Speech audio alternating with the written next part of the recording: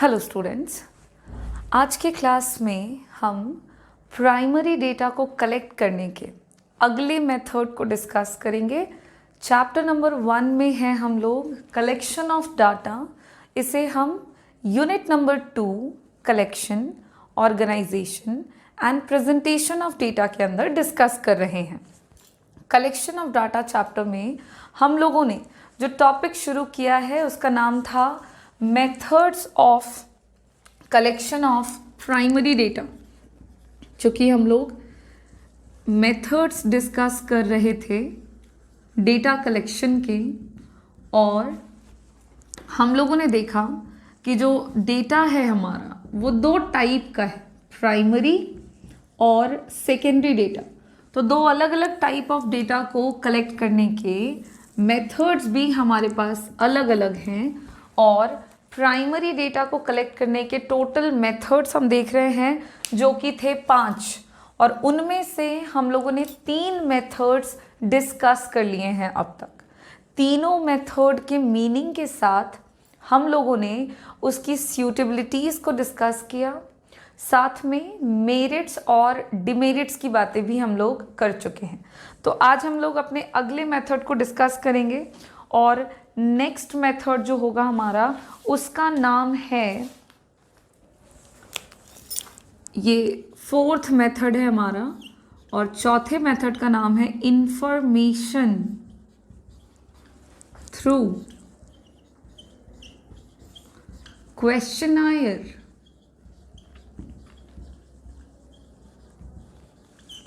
And schedule. अगला जो method है उसका नाम है information through questionnaire and schedule. इस मेथड से हम प्राइमरी डेटा को किस तरह कलेक्ट करेंगे, इस मेथड की सूटेबिलिटीज़ क्या क्या होंगी, और इस मेथड के मेरिट्स एंड डिमेरिट्स क्या क्या होने वाले हैं, हम वो देखते हैं। सबसे पहले हम बात कर लेंगे कि ये मेथड है क्या, इस मेथड का मीनिंग क्या है। ठीक है, तो आप जैसा कि देख पा रहे हो, ये एक ऐसा तरीका है जिसमें हम इंफॉर्मेशन रिसीव करते हैं फ्रॉम द क्वेश्चनायर या फिर शेड्यूल। तो यहाँ पे आप एक बात समझ लें कि क्वेश्चनायर और शेड्यूल का मतलब क्या है। तो अगर क्वेश्चनायर टर्म है और शेड्यूल टर्म है, तो इन दोनों का मतलब एक ही है और नहीं एंड। ये दोनों अलग अलग टर्म्स हैं लेकिन दोनों का मतलब एक ही है। क्या मतलब है? तो both the term questionnaire and schedule means list of questions. इन दोनों का मतलब होता है प्रश्नों की सूची। किस तरह के प्रश्नों की सूची? तो पर्टेनिंग टू या रिलेटेड टू ऑब्जेक्टिव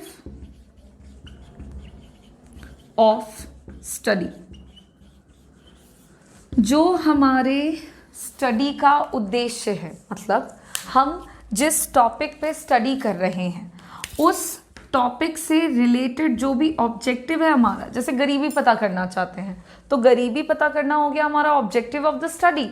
उसको रिलेट करता हुआ, उससे संबंधित जब हम लिस्ट ऑफ क्वेश्चंस तैयार करते हैं, जैसे नाम आप कुछ सवाल जो अब तक हम ओरली पूछ रहे हैं, इन्फॉर्मेंट से नेम बता दीजिए, एड्रेस बताइए, जेंडर बताइए। गरीबी पता कर रहे हैं तो हम उनसे पूछेंगे कि आप अपना इनकम का सोर्स बताइए, आप एम्प्लॉयड हैं, अनएम्प्लॉयड हैं, आपके घर पे कितने लोग हैं, मेंबर्स कितने हैं आपकी फैमिली में, उनमें से कितने लोग हैं जो जॉब कर रहे हैं, कितने लोग हैं जो जॉब नहीं करते हैं, जो जॉब करते हैं वो किस तरह की जॉब में। So there are variety of questions जिनसे हमको पता लगेगा सामने वाले का स्टेटस। तो वैसे जब हम लिस्ट ऑफ क्वेश्चंस तैयार कर लेंगे लिख के, तो उस लिस्ट ऑफ क्वेश्चन को हम क्वेश्चनायर एंड शेड्यूल बोलेंगे।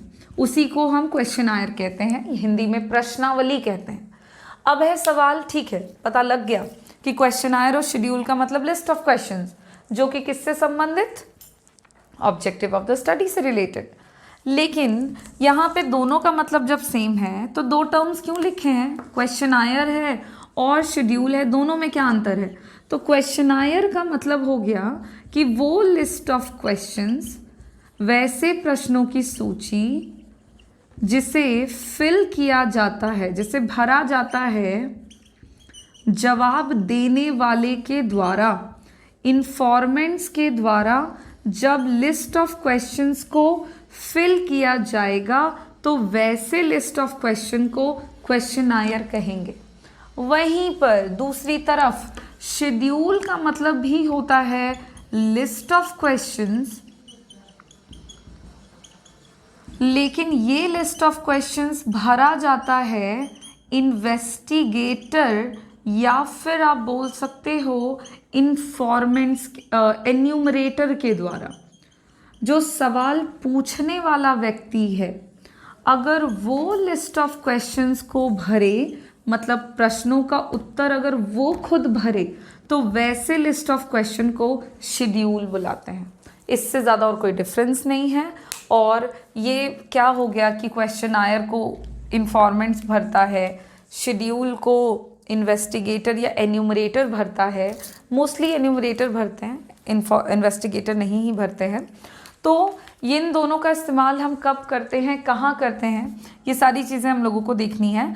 तो अब हम लोग समझ चुके हैं कि क्वेश्चनायर का क्या मतलब है, शेड्यूल का क्या मतलब है, दोनों में क्या डिफरेंस है, और जब हम इनसे इंफॉर्मेशन रिसीव करते हैं तो उस तरीके को information through questionnaire and schedule कहते हैं। अब हम लोग इस मेथड के मीनिंग को और डिटेल में जानते हैं और फिर हम देखेंगे कि किस तरह से हम इंफॉर्मेशन रिसीव करेंगे from both the method.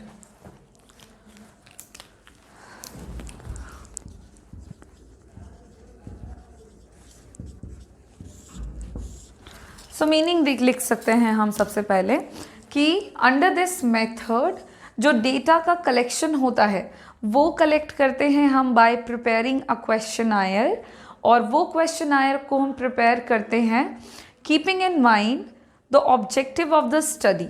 Objective of the study को ध्यान में रखते हुए जब हम एक क्वेश्चनायर प्रिपेयर करें और उस क्वेश्चनायर से जब हम इंफॉर्मेशन रिसीव करें तो उसे हम कहते हैं, उस तरीके को हम कहते हैं information through questionnaire and schedule. So meaning में लिखेंगे under this method information is collected by preparing a questionnaire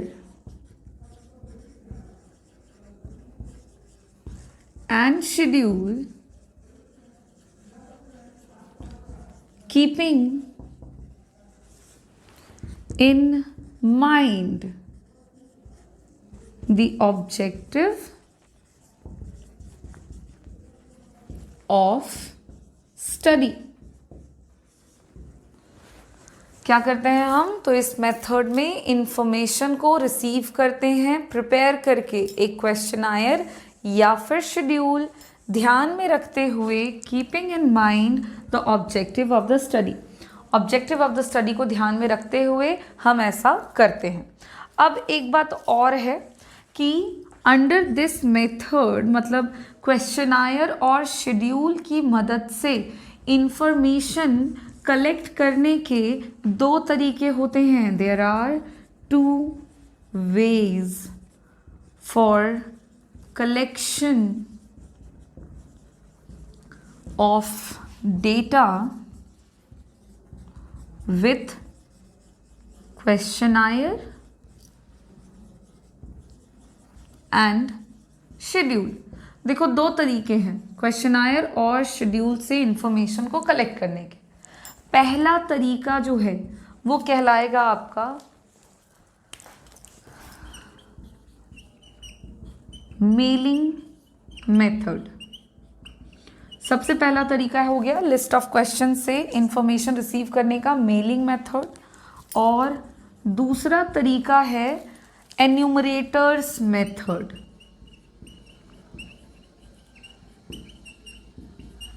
और इन दोनों ही तरीक़ों से हम डेटा कलेक्ट कैसे करेंगे, किस तरह से करते हैं, अब हम लोगों को वन बाय वन करके ये डिस्कस करना है। तो सबसे पहले हम शुरुआत करेंगे अपने पहले मेथड से, जो कि है हमारा मेलिंग मेथड। ये क्या मेथड है, इस मेथड को कब यूज़ कर सकते हैं, इस मेथड के मेरिट्स और डिमेरिट्स, इतनी बातें हम लोगों को जाननी है।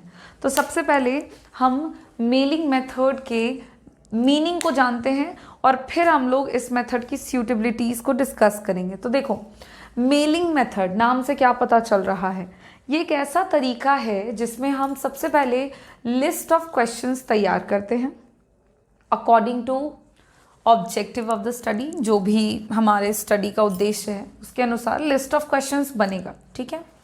फिर उस तैयार किए गए क्वेश्चनायर को हम मेल कर देते हैं, हम भेज देते हैं उन लोगों के पास जिन लोगों से हमें जानकारी चाहिए, यानी कि कंसर्न्ड इन्फॉर्मेंट्स जो हैं जिनसे हमें जानकारी इकट्ठा करनी है, उन लोगों को तैयार किया गया क्वेश्चनायर हम मेल कर देते हैं through their email ID, email address के थ्रू हम उनको लिस्ट ऑफ क्वेश्चंस भेजते हैं और उनसे रिक्वेस्ट करते हैं कि आप इन लिस्ट ऑफ क्वेश्चंस में जो प्रश्न हैं, जो सवाल हैं, उनके जवाब दे दें।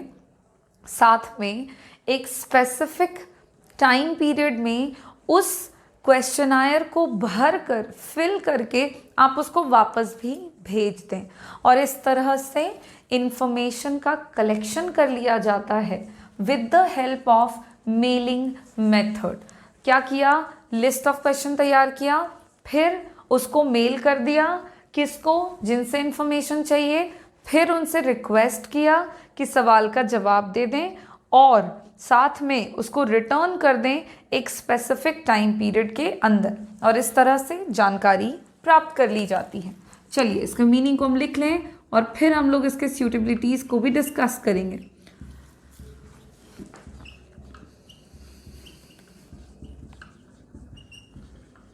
So in mailing method, under this method, a list of questions prepared according to objective of the study and mail to the concerned informants। concerned informants का मतलब हो गया वो व्यक्ति जिनसे जानकारी चाहिए। concerned informants with the request to answer the questions and return them within the specific period of time। ठीक है, क्या है मेलिंग मेथड?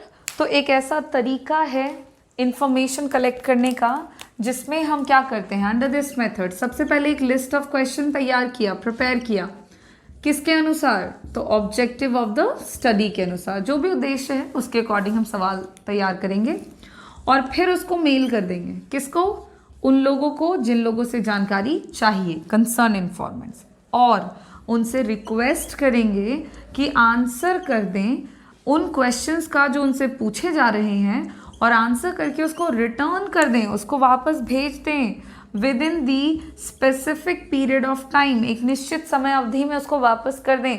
निश्चित समय अवधि कुछ भी हो सकती है, 1 वीक हो सकता है, 2 वीक्स हो सकते हैं, 1 मंथ हो सकते हैं, डिपेंड करता है कि आप किस तरह के और कितने सवाल पूछ रहे हैं। ठीक है, और फिर इस तरह से आप जानकारी हासिल कर लेते हैं क्वेश्चनायर की मदद से। तो ये हो गया आपका मेलिंग मेथड का मीनिंग। अब हम देखते हैं कि मेलिंग मेथड को हम कहाँ पर इस्तेमाल करेंगे, मतलब सूटेबिलिटीज़ क्या है, कब आप मेलिंग मेथड को यूज़ कर सकते हो, क्या हम हर जगह इसका इस्तेमाल कर पाएंगे, और कुछ स्पेसिफिक क्राइटेरिया होने चाहिए to use mailing method for the collection of primary data. So इन सारे पॉइंट्स को हम डील करने वाले हैं अंडर द टाइटल सूटेबिलिटीज़।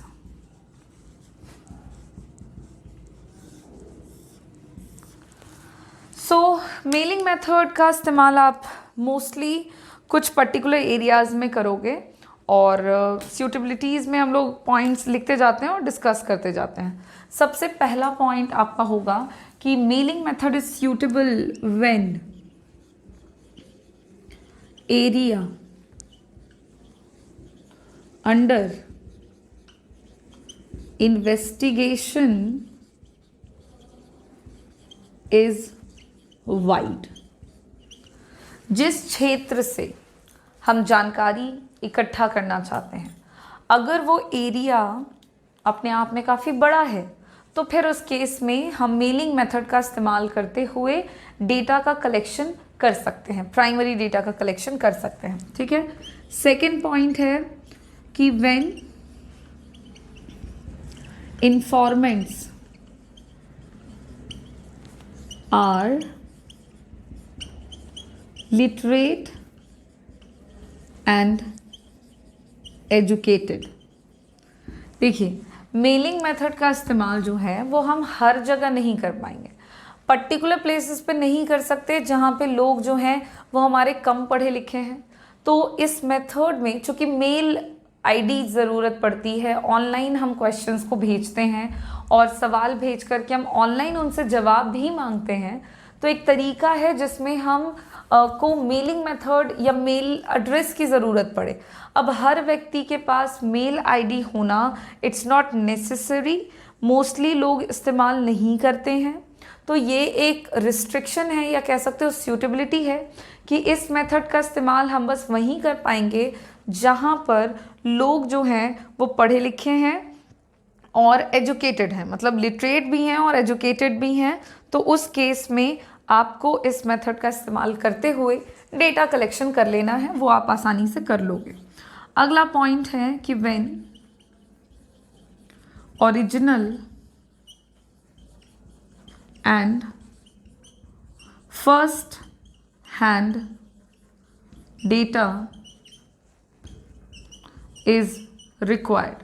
अगर आपको ओरिजिनल डेटा की ज़रूरत है, फर्स्ट हैंड डेटा की ज़रूरत है, तो उस केस में आप मेलिंग मेथड का इस्तेमाल करते हुए प्राइमरी डेटा को कलेक्ट कर सकते हैं। क्योंकि ओरिजिनल डेटा आपको मिल जाता है, हम कंसर्न इन्फॉर्मेंट्स को डायरेक्टली मेल कर रहे हैं, उन लोगों को हम डायरेक्टली मेल के थ्रू कांटेक्ट कर रहे हैं जिन लोगों से हमें जानकारी चाहिए।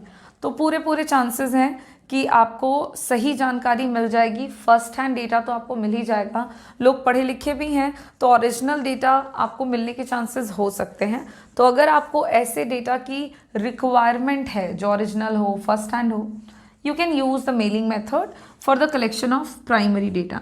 एंड नेक्स्ट पॉइंट इज कि when it is compulsory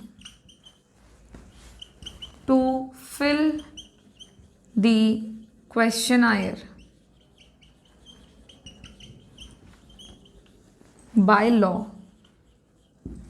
then we can use this method to collect primary data। क्या मतलब है इसका कि कंपल्सरी होगा, अगर लॉ के मुताबिक, मतलब कानूनी तौर पर, लीगली अगर कुछ ऐसा कंडीशन है, कुछ ऐसे टर्म्स हैं जहाँ पे इट्स कंपल्सरी कि आपको डेटा को देना पड़ेगा, आपका पर्सनल इन्फॉर्मेशन शेयर करना पड़ेगा, वो भी by filling up a questionnaire, तो फिर उस केस में आप इस मेथड का इस्तेमाल कर सकते हैं टू कलेक्ट प्राइमरी डेटा। अच्छा, ऐसे केसेस कहाँ हो सकते हैं जहाँ पर ये कंपल्सरी होता है कि डेटा का कलेक्शन हमको करवाने के लिए क्वेश्चनायर को भरवाना पड़ेगा?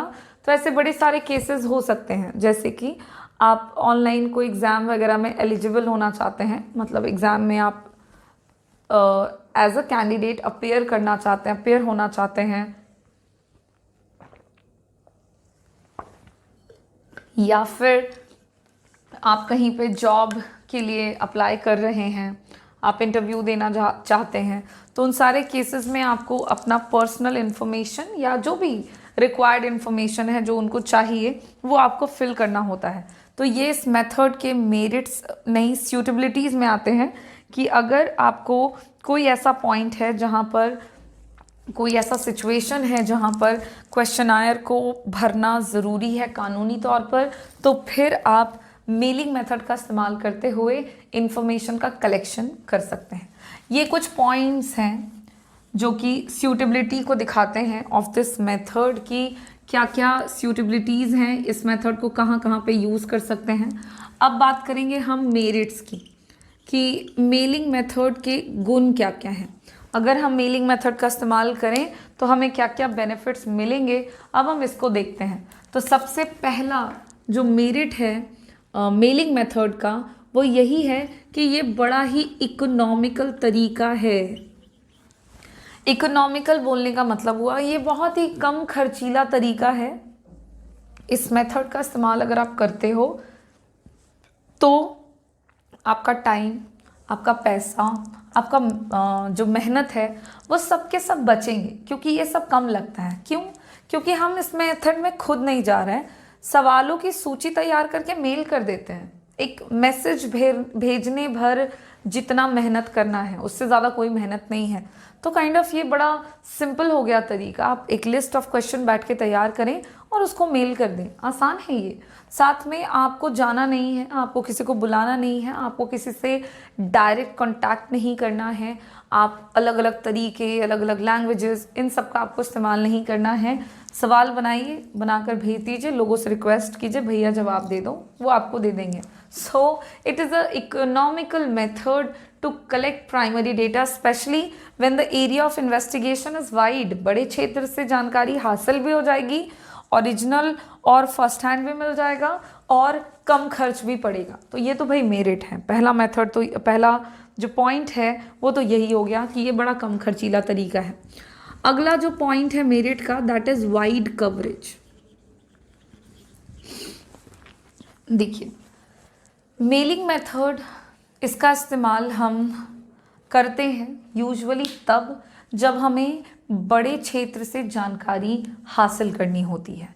बड़े एरिया के लिए this method is suitable, large area के लिए this method is suitable, because ये मेथड बड़ा कन्वीनियंट है जब आपके जो इन्फॉर्मेंट्स होते हैं, जो कंसर्न्ड इन्फॉर्मेंट्स होते हैं, अगर वो बहुत ज़्यादा डिस्ट्रीब्यूटेड हैं, बड़े क्षेत्र में हैं और अलग अलग जगह पर हैं, तो बाकी के सारे मेथड्स जिसमें हम जा के डेटा लेते हैं उन सब के कंपैरिजन में दिस मेथड इंश्योर्स आपको original and first hand data with accuracy, as well as it saves your money, your time, your energy and covers the wide area. बड़े क्षेत्र से जानकारी मिल भी जाती है, सारी चीज़ें बच भी जाती हैं। तो ये मेरिट है कि इस मेथड में हम बड़े क्षेत्र से जानकारी हासिल कर लेते हैं, वो भी बड़े कन्वीनियंस के साथ, बड़ी सुविधा के साथ। ठीक है, अगला पॉइंट है इस मेथड का कि इस मेथड का अगर आप इस्तेमाल करते हो तो आपको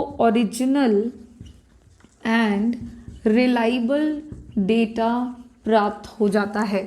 भरोसेमंद जानकारी, एक तो ओरिजिनल, वास्तविक, रियल और भरोसेमंद, ये दोनों टाइप की जो जानकारी है वो आपको मिल जाती है। देखो जो डेटा ओरिजिनल होगा वो रिलायबल भी होगा। और इस मेथड में हम यूजुअली लिटरेट, एजुकेटेड लोगों के साथ सवाल जवाब करते हैं, उनसे सवाल पूछते हैं, वो हमें जवाब देते हैं।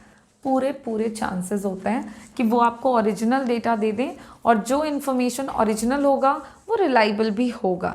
तो ये इस मेथड का एक मेरिट है कि फर्स्ट हैंड डेटा प्रोवाइड करता है ये तरीका आपको, और फर्स्ट हैंड डेटा ओरिजिनल होगा इन नेचर, और ओरिजिनल है तो फिर भरोसेमंद भी है। तो this is a method, merit of this method.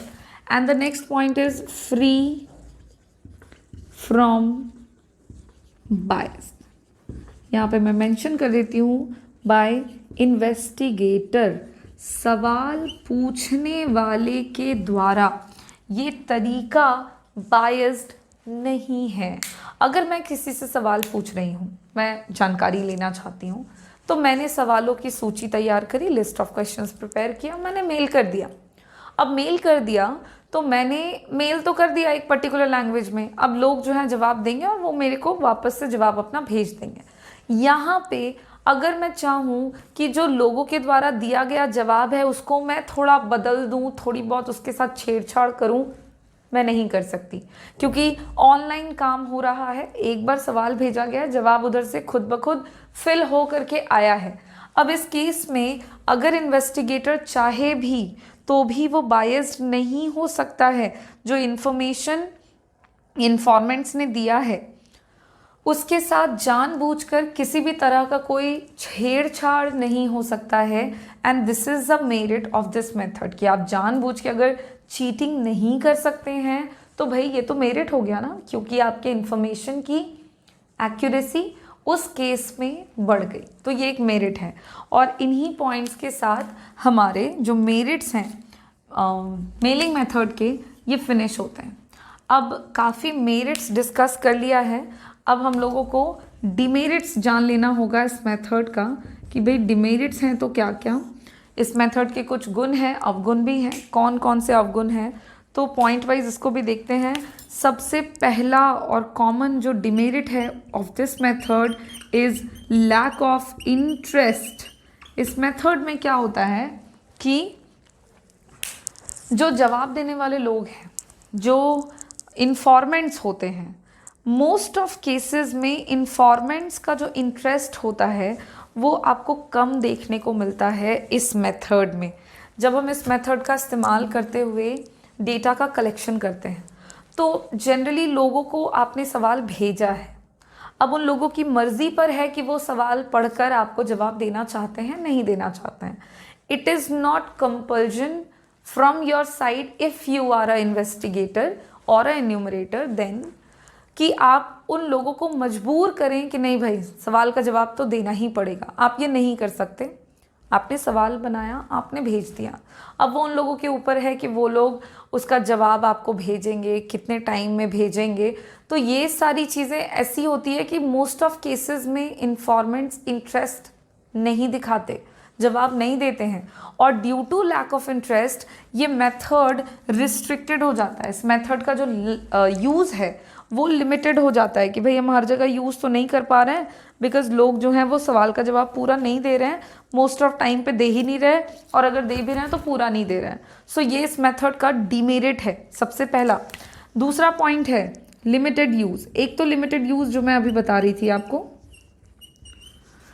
कि इस मेथड में आपको लोगों का इंटरेस्ट कम मिलता है, तो उस वजह से ये मेथड लिमिटेड हो जाता है कि भाई जहाँ पे लोग इंटरेस्टेड हैं बस वहीं पे सवाल के जवाब मिल पाएंगे, जहाँ पे नहीं है वहाँ पे तो नहीं मिल पाएगा जवाब। दूसरी बात, इस मेथड का इस्तेमाल देखो हमने सूटेबिलिटी में देखा है कि when the informants are literate and educated then only we can use this method to collect primary data.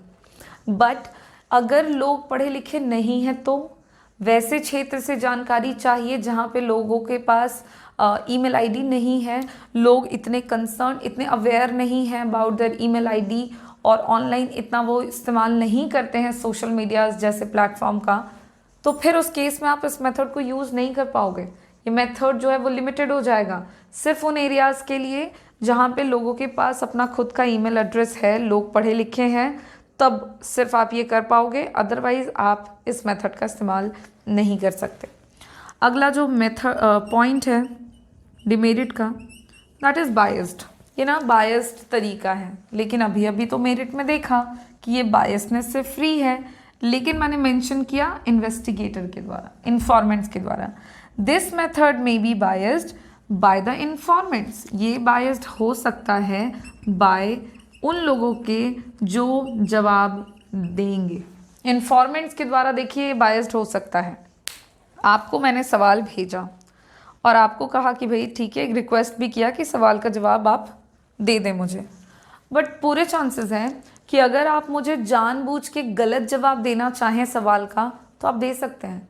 तो अगर आप इनएक्यूरेट इन्फॉर्मेशन देना चाहते हैं, प्रोवाइड कराना चाहते हैं, तो आप वो काम कर सकते हैं। तो इस केस में इन्फॉर्मेंट्स यानी कि जवाब देने वाले लोग जानबूझकर गलत जवाब दे सकते हैं, तरीके को बायस्ड कर सकते हैं, और ये इस मेथड का एक डिमेरिट है कि अगर जानबूझ के गलत जवाब दिया गया तो फिर जो इन्फॉर्मेशन है उसकी एक्यूरेसी है वो घट जाएगी, इन्फॉर्मेशन की रिलायबिलिटी जो है वो कम हो जाएगी। तो ये इस मेथड के मेरिट्स हैं। अगला पॉइंट है लैक ऑफ एक्यूरेसी। इस मेथड में भी आपको लैक ऑफ एक्यूरेसी देखने को मिलेगी, और ये आपको कब देखने को मिलेगा? तो बायस्डनेस में तो हमने अभी अभी देखा कि इन्वेस्टिगेटर नहीं तो इन्फॉर्मेंट्स अगर जानबूझकर गलत जवाब देना चाहें तो वो दे सकते हैं, और ये तो हो गया भाई जानबूझ के गलत जवाब दिया। तो लैक ऑफ एक्यूरेसी फिर अलग से पॉइंट इसलिए है बिकॉज अगर कोई सवाल ऐसा है जिसका जवाब या कोई सवाल है जो इन्फॉर्मेंट्स को समझ नहीं आया, उनको नहीं पता लगा कि सवाल क्या है और क्या पूछा जा रहा है, उस केस में वो लोग आपको जवाब तो दे देंगे, लेकिन फिर चूंकि सवाल उन्होंने कुछ और समझा तो जवाब कुछ और मिला। इस केस में जवाब जो मिलेगा वो गलत मिलेगा, और इसके चांसेस इस मेथड में आपको काफ़ी देखने को मिलते हैं। ये भी एक डिमेरिट है। And the next method is कि next point of demerit is inelastic. ये तरीका इन इलास्टिक है, या इसको आप बोल सकते हो इनफ्लेक्सिबल। ये मेथड यानी कि मेलिंग मेथड आपका एक इनफ्लेक्सिबल मेथड है। इनफ्लेक्सिबल क्यों कहा जा रहा है इसको? क्योंकि इस मेथड में आपने जो सवाल प्रिपेयर किया, list of questions, that preparation of questions is restricted only with a particular language और मोर देन वन लैंग्वेज। तो दो हो सकता है, दो से ज़्यादा तो में तो आप तैयार नहीं करोगे। उसके अलावा जैसा कि हमने अभी अभी देखा कि लैक ऑफ एक्यूरेसी कब? सवाल समझ नहीं आया। क्या आपके पास ऑप्शन है in this method, in the mailing method, कि आप सामने वाले को, इन्फॉर्मेंट्स को सवाल समझा सको कि हाँ हम आपसे ये सवाल पूछ रहे हैं, इसका आपको ऐसे जवाब देना है? आप ये नहीं कर सकते। सो इस मेथड में हम रिस्ट्रिक्ट हो जाते हैं with a particular language. Number of question जो भी आप तैयार करो उसका एक लैंग्वेज होगा पर्टिकुलर, हिंदी, इंग्लिश। तो वो एक तो एक रिस्ट्रिक्टेड हो गया, जिसको आ रही है समझ वो ठीक है, जिसको नहीं आ रही है आप कुछ नहीं कर सकते। सवालों के साथ भी ये रिस्ट्रिक्टेड है कि भाई सवाल समझ में आए तो भी ठीक, नहीं आए तो भी ठीक, क्योंकि हम कुछ कर नहीं सकते। सो उस केस में क्या होता है ना कि आप इस मेथड में थोड़े बहुत भी चेंजेस नहीं कर सकते related to the language, related to the number of questions. So you can't change anything in this method by yourself as a enumerator, as a investigator. So this method is inelastic. ये बड़ा एक rigid तरीका है information collect करने का, और ये demerit इसलिए है क्योंकि रिजिडिटी के कारण होता ये है कि समटाइम्स आपको इनकम्प्लीट इंफॉर्मेशन मिलता है, पूरी जानकारी नहीं मिल पाती है।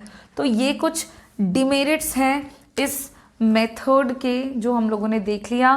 पहला लैक ऑफ इंटरेस्ट, दूसरा लिमिटेड यूज़, तीसरा बायस्ड हो सकता है बाय इन्फॉर्मेंट्स, चौथा एक्यूरेसी की कमी, और पांचवा इनइलास्टिक।